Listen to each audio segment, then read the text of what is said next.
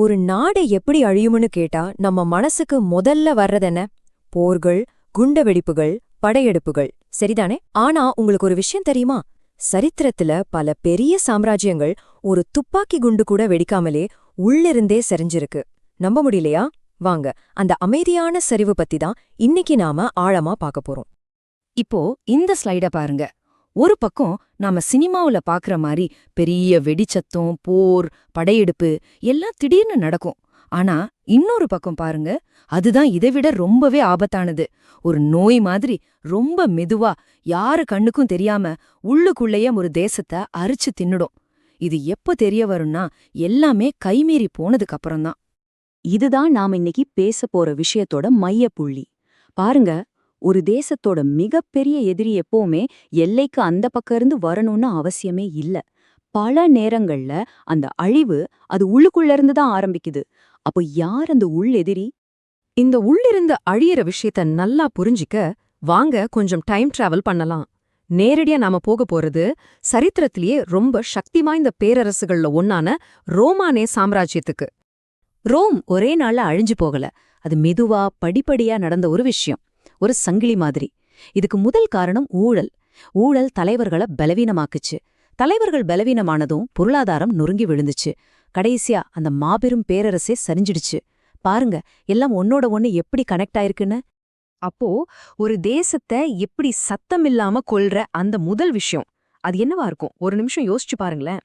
அந்த கொலையாளி பொருளாதாரம்தான். ஆமாங்க, ஒரு நாட்டுடைய பொருளாதார அஸ்திவாரத்தை ஆட்டி பார்த்தா போதும். இதுக்கு ஒரு சரியான உதாரணம் சொல்லணும்னா 1930கள்ல நடந்த தி கிரேட் டிப்ரெஷன் தான். ஒரே குண்டி கூட வெடிக்கல, ஆனா உலகம் பூரா கோடிக்கணக்கான மக்கள் தெருவுக்கு வந்தாங்க. அப்படி ஒரு பேரழிவது. பொருளாதார சரிவுனா என்ன தெரியுமா? அது ஆயுதம் இல்லாத ஒரு போர். யோசிச்சு பாருங்க, ஒரு நாள் காலையில நீங்க தூங்கி எந்திரிக்கும் போது உங்க வேலை போயிடுச்சு, பேங்க்ல நீங்க சேர்த்து வச்சிருந்த காசுக்கு மதிப்பே இல்லைன்னு சொன்னா எப்படி இருக்கும்? அதுதான் பொருளாதார சரிவு. அது ஒரு நாட்டோட மொத்த ஸ்திரத்தன்மையும் காலி பண்ணிடும். இங்க முக்கியமான பாயிண்டே இதுதான். பணம் அதோட மதிப்பை இழக்கும்போது ஒரு தேசம் அதோட ஸ்திரத்தன்மையே இழக்குது. சிம்பிளா சொல்லணும்னா, நீங்க கஷ்டப்பட்டு சம்பாதிச்ச பணம் ஒரு ராத்திரியில வெறும் காகிதமா மாறுறத நினைச்சு பார்க்க முடியுதா? அப்படி ஒரு நிலைமை தான் அது. இது எப்படி தெரியுமா? கிரெடிட் கார்டு தேய்ன்னு தேய்ச்சு வாழ்ற மாதிரி.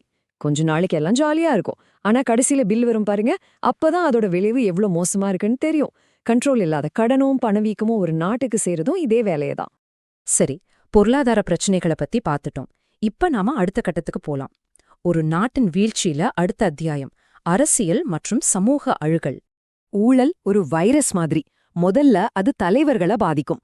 அவங்க மக்களுக்கு பதிலா அவங்களுக்காகவே வேலை செய்ய ஆரம்பிப்பாங்க. சட்டம் அவங்களுக்கு ஒரு பொருட்டாவே இருக்காது. சட்டம் தன்னோட அர்த்தத்தை இழக்கும்போது நாட்டை தாங்கி பிடிக்கிற நீதிமன்றம், போலீஸ்னு எல்லா அமைப்புகளும் பலவீனமாகி மொத்த சிஸ்டமும் உடைய ஆரம்பிச்சிடும். இது ஒரு பில்டிங்கோட அஸ்திவாரத்துல ஏற்படுற சின்ன விரிசல் மாதிரி. ஆரம்பத்துல கண்ணுக்கே தெரியாது. ஆனா நாளாக நாளாக அந்த விரிசல் பெருசாக்கிட்டே போய் ஒரு நாள் மொத்த பில்டிங்கையும் இடிச்சு தள்ளிடும். அடுத்த அமைதியான கொலையாளி யாரு தெரியுமா? அது வெளியில இருந்து வர்றதில்ல, நமக்குள்ளேயே இருக்கிற பிளவுகள் தான். மக்கள், ஜாதி, மதம், அரசியல்னு பிரிஞ்சு நின்னு ஒருத்தருக்கொருத்தர் எதிரியா மாறும்போது அந்த நாடு தனக்குத்தானே மிகப்பெரிய எதிரியா மாறிடும். சரித்திரத்துல இதுக்கு எக்கச்சக்க உதாரணங்கள் இருக்கு. ரொம்ப சிம்பிள். ஏன்னா பிரிஞ்சு நிக்கிற ஒரு நாட்டை உடைக்கிறது ரொம்பவே சுலபம்.